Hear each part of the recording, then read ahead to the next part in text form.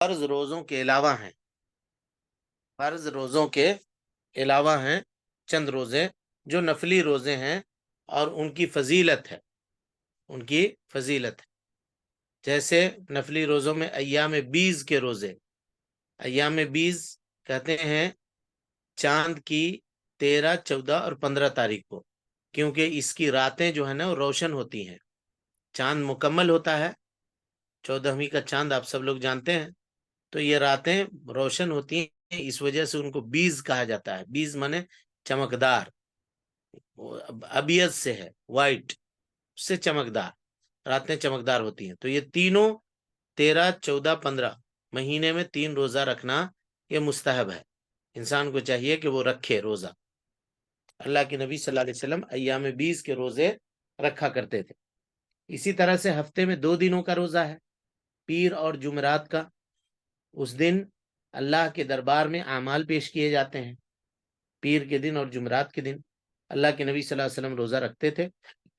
آپ سے پوچھا گیا کیوں روزہ رکھتے ہیں، تو کہا کہ یہ وہ دن ہے کہ جب بندوں کے نام اعمال اللہ کی بارگاہ میں پیش ہوتے ہیں تو میں یہ پسند کرتا ہوں کہ میں اس حال میں رہوں کہ روزے سے ہوں اور میرا نام اعمال اللہ کے سامنے پیش کیا جائے۔ اسی طرح سے شوال کے 6 روزے، یعنی عید کے بعد، جس مہینے میں عید ہوتا ہے تو شوال کے 1 تاریخ کو عید ہوتا ہے، اس دن روزہ رکھنا حرام ہے۔ اس کے 2 تاریخ سے لے کر کے آپ 30 یا 29 شوال تک 6 روزے رکھ سکتے ہیں، یعنی شوال کی پہلی تاریخ کو چھوڑ کر کے اس کے بعد 30 تاریخ تک یا 29 شوال تک جتنا مہینہ ہو، یہ 6 روزے اگر کوئی آدمی رکھ لے گا تو اس کو سال بھر کے روزے رکھنے کا ثواب ملتا ہے، مسلم کی روایت ہے۔ اسی طرح سے یوم عاشوراء، محرم کی 10ویں تاریخ کو روزہ رکھنا، یہ پچھلے 1 سال کے گناہوں کا کفارہ ہے، لیکن اللہ کے نبی صلی اللہ علیہ وسلم نے یہ خواہش ظاہر کی کہ اگر آئندہ سال میں زندہ رہا تو 10 کے ساتھ 9 کو بھی روزہ رکھوں گا، اسی لیے ہم کو چاہیے کہ ہم 9 اور 10 دونوں کا روزہ رکھیں، یعنی 9 محرم کا اور 10 محرم کا۔ اور جو لوگ کہتے ہیں کہ 10 اور 11 رکھے تو 10 اور 11 رکھنے کی حدیث ضعیف ہے، وہ صحیح نہیں ہے، 9 اور 10 کو رکھنا چاہیے۔ اسی طرح سے یوم عرفہ، یوم عرفہ یعنی 9 ذی الحجہ، بقرعید سے 1 دن پہلے، بقرعید سے 1 دن پہلے 9 ذی الحجہ، یہ گزشتہ اور آئندہ 1 سال کے گناہ کا کفارہ ہے۔ اگر کوئی آدمی عرفہ کے دن روزہ رکھتا ہے تو اس کے آئندہ آنے والے یعنی فیوچر میں 1 سال اور پاسٹ میں 1 سال کے گناہوں کا اللہ رب العالمین کفارہ اس کے لیے کر دیتا ہے، یہ فضیلت ہے جی۔ اور اسی طریقے سے نبی صلی اللہ علیہ وسلم نے فرمایا کہ جو اللہ رب العالمین کے راستے میں 1 دن روزہ رکھتا ہے، اللہ تعالی اس کے چہرے کو جہنم سے دور کر دیتا ہے۔ لہذا انسان کو چاہیے کہ وہ کثرت سے نفلی روزے رکھے، نفلی صدقہ و خیرات کرے اور نفلی عبادتوں کو کرے، کیونکہ فرض کے اندر اگر کوئی کمی ہوگی تو نفل عبادتوں کے ذریعے سے اللہ رب العالمین اس کمی کو مکمل اور پوری کرے گا۔ لہذا ہمیں خیر کی امید رکھتے ہوئے ان عبادتوں کو کرنے میں سبقت کرنی چاہیے۔ ٹھیک ہے، چلے اس کے بعد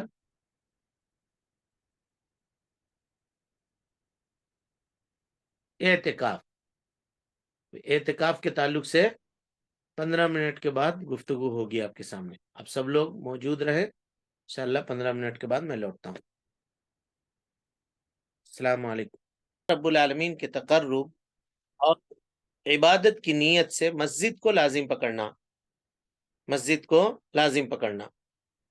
اعتکاف آخری عشرے میں کرنا ہے، یا اگر کوئی آدمی چاہے تو پورے رمضان کا کر سکتا ہے، کوئی حرج نہیں ہے۔ آخری عشرے میں آدمی کرتا ہے تو بہتر ہے، لیکن اگر وہ چاہے کہ ہم پورے رمضان کا کریں تو کر سکتا ہے، اس میں کوئی حرج کی بات نہیں ہے۔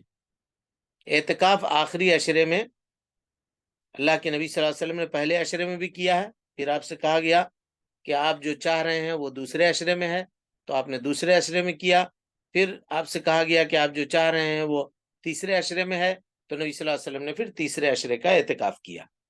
تو اعتکاف یہ تیسرے आशरे में सुन्नत है करना।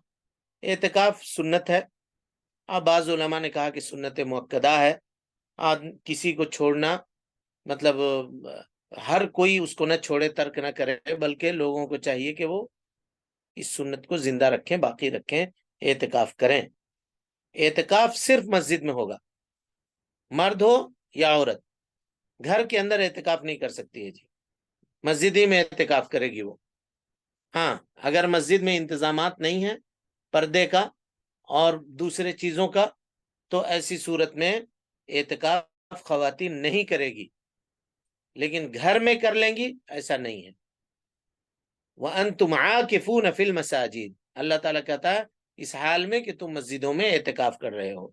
तो अल्लाह ने एतकाफ को मस्जिदों के साथ खास किया है, तो मस्जिद ही में एतकाफ होगा। और जो लोग कहते हैं कि नहीं घर में एतकाफ कर सकते हैं, उनका कौल दुरुस्त नहीं है, सही नहीं है। एतकाफ ऐसी मस्जिद में हो जहां जुमा पढ़ी जाती हो, मर्दों के लिए खास तौर पे, क्योंकि जुमा उनके ऊपर वाजिब है। और अगर जुमा पढ़ी जाने वाली मस्जिद में वो नहीं एतकाफ कर रहे हैं तो जुमा के लिए उनको निकल के बाहर जाना पड़ेगा। लेकिन अगर कोई मोहल्ले की मस्जिद है, छोटी मस्जिद, और उसमें वो एतकाफ कर रहा है और जामा मस्जिद में नमाज पढ़ने के लिए वो जाता है, तो कर सकता है, उसमें कोई हरज की बात नहीं है। अब एक आदमी को जामा मस्जिद जाने में सहूलत नहीं है, अब वहां जाएगा तो उसके खाना का, इफ्तार का और सहरी का मसला होगा, कौन ले जा करके देगा उसको घर से, ये मसाइल होंगे। तो ऐसी सूरत में वो अपने मोहल्ले की मस्जिद में एतकाफ करेगा। और बेहतर है कि जहां जुमा होती है वहां करे, लेकिन अगर ये मैसर न हो तो अपने मोहल्ले की मस्जिद में एतकाफ कर सकते हैं, और जुमा के दिन वो जुमा पढ़ने के लिए वहां जाएं और जाकर के वहां से चले आए। इसी तरह से मस्जिद में अगर इंतजाम ना हो गुस्ल करने का या क़ज़ाए हाजत वगैरह का इंतजाम ना हो, तो आदमी उसके लिए अपने घर जाकर के या जहां इंतजाम हो वहां जाकर के वो अपना काम पूरा करके आ सकता है। इसी तरीके से एतिकाफ में वो किसी जनाजे में शिरकत नहीं करेगा, जनाजे के पीछे नहीं चलेगा, कब्रिस्तान तक नहीं जाएगा। लेकिन मस्जिद में अगर कोई जनाजा आ गया और जनाजे की नमाज मस्जिद में पढ़ी जा रही है तो उसमें शामिल होगा, उसमें कोई हरज की बात नहीं है, लेकिन जनाजा पढ़ने के लिए नहीं जाएगा। इसी तरीके से मरीज की इयादत के लिए भी नहीं जाएगा। अब देखिए, इयादत मरीज का इतना सवाब है, उससे मना कर दिया गया, लेकिन आजकल लोग एतिकाफ में बैठे हुए हैं और सुबह से लेकर शाम तक व्हाट्सएप और फेसबुक चला रहे हैं और दूसरी चीजें चला रहे हैं, आईपीएल का मैच हो रहा है उसको देख रहे हैं बैठकर, तो जायज है? हरगिज ना जायज है, नहीं कर सकते। इसी तरह से उलमा ने लिखा है कि कोई आदमी अगर मस्जिद में बैठा है और घर उसका या घर से उसका कोई खाना उना देने वाला नहीं है, ला करके खाना पहुंचाए, ऐसी सहूलत उसके पास नहीं है, तो खाना खाने के लिए, सहरी करने के लिए, इफ्तार करने के लिए वो अपने घर जा सकता है। अपने घर जाए, जितना काम है उतना करे और कर करके वापस आए। दौरान एतकाफ बिला जरूरत बाहर जाना या फजूल बातों में मसरूफ रहना दुरुस्त नहीं है, क्योंकि ये एतकाफ की रूह के खिलाफ है। एतकाफ आदमी इसीलिए करता है कि मस्जिद में रहेगा तो ज्यादा से ज्यादा अल्लाह ताला की इबादत करेगा और दिल जमई के साथ अल्लाह ताला को राजी करने की कोशिश करेगा, ये मकसद है। अब मस्जिद में भी बैठ के अगर वही काम वो कर रहा है जो बाहर करता था, तो फिर मस्जिद में एतकाफ करने का क्या फायदा हुआ उसका? खवातीन भी मस्जिदों के अंदर एतकाफ कर सकती हैं, अगरचे उनके पर्दे वगैरह का और उनकी जरूरतों को पूरा करने का इंतजाम वहां पर मौजूद हो। तो चलें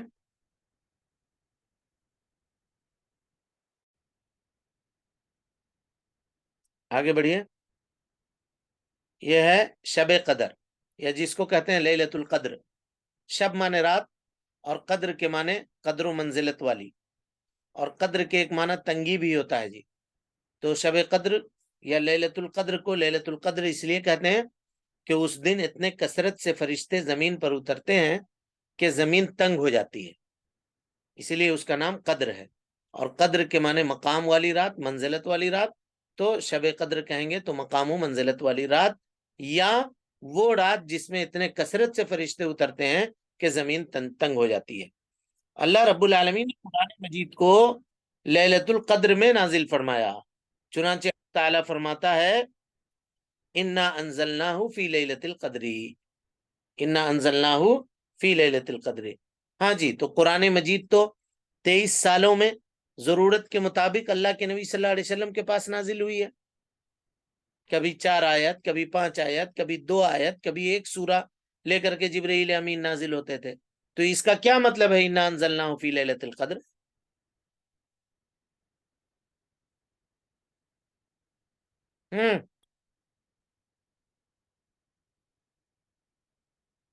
کیا مطلب ہے جی؟ ہم نے قرآن کو لیلۃ القدر میں نازل کیا، بے شک ہم نے قرآن کو نازل کیا۔ ہاں جی، کیا مطلب ہے اس کا؟ جی شیخ، وہ پہلے آسمان پہ جو ہے لوح محفوظ سے نازل ہوئی تھی۔ ہاں، لوح محفوظ سے سمائے دنیا پر، سمائے دنیا پر اللہ رب العالمین نے ایک بار قرآن مجید کو نازل کیا۔ یہ کب نازل ہوا؟ جب لیلۃ القدر تھا۔ اور یہ لیلۃ القدر کب ہے جی؟ اس کو تلاش کرنا ہوگا شیخ۔ ٹھیک ہے، لیکن ہے کب؟ رمضان کے آخری 10 دنوں۔ رمضان میں ہے، اور رمضان کے آخری عشرے میں ہے، یہی نا؟ جی شیخ۔ جی۔ اب اگر کوئی آدمی کہے کہ نہیں، لیلۃ القدر جو ہے وہ 15ویں شعبان کو ہے، اور اس کے لیے دلیل دے کہ انا انزلناہ فی لیلۃ مبارکہ انا کننا منزلین فیہا یفرق کل امر حکیم، سورہ دخان کی آیت، اور کہے کہ اس سے مراد 15ویں شعبان ہے، لہذا شب برات جس کو ہم لوگ کہتے ہیں یا 15ویں شعبان، اس دن عبادت کرنا چاہیے، تو کیا جواب ہوگا اس کا؟ اس کی سیدھے دلیل جواب، یہ ہے کہ سیدھے اس کا جواب یہ ہوگا انا انزلناہ فی لیلۃ القدر، اللہ نے کہا کہ ہم نے قرآن کو لیلۃ القدر میں نازل کیا۔ اور لیلۃ القدر کب ہے؟ تو نبی صلی اللہ علیہ وسلم نے کہا رمضان کے آخری عشرے میں۔ تو پتہ یہ چلا۔ اچھا، اسی طریقے سے اس سورہ کو ایک قرآن کی ایک اور آیت سے ملائیے، شہر رمضان الذی انزل فیہ القرآن، رمضان کا مہینہ وہ مہینہ ہے جس میں ہم نے قرآن کو نازل کیا۔ اب شعبان کا مہینہ کہاں سے آ گیا اس میں؟ تو اس سے یہ پتا چلا کہ وہاں جو کہا گیا انا انزلناہ فی لیلۃ مبارکہ، تو لیلۃ المبارکت سے، لیلۃ المبارکہ سے کون سی رات مراد ہے جی؟ شب قدر۔ شب قدر۔ شب قدر، یہی شب قدر جو رمضان میں ہوتی ہے، شب برات نہیں جو 15ویں شعبان میں ہوتی ہے۔ سمجھ میں آ گئی بات؟ جی شیخ۔ انزلناہ فی لیلۃ القدر۔ اور اس کے بعد اللہ کے نبی صلی اللہ علیہ وسلم اس سلسلے میں فرماتے ہیں من قام لیلۃ القدر، جو آدمی لیلۃ القدر کو قیام کرے یعنی نماز پڑھے، ایماناً، ایمان کے ساتھ، وہ احتساباً، ثواب کی نیت سے، غفر لہ ما تقدم من ذنبہ، اللہ تعالیٰ اس کے پچھلے تمام گناہوں کو معاف کر دیتا ہے۔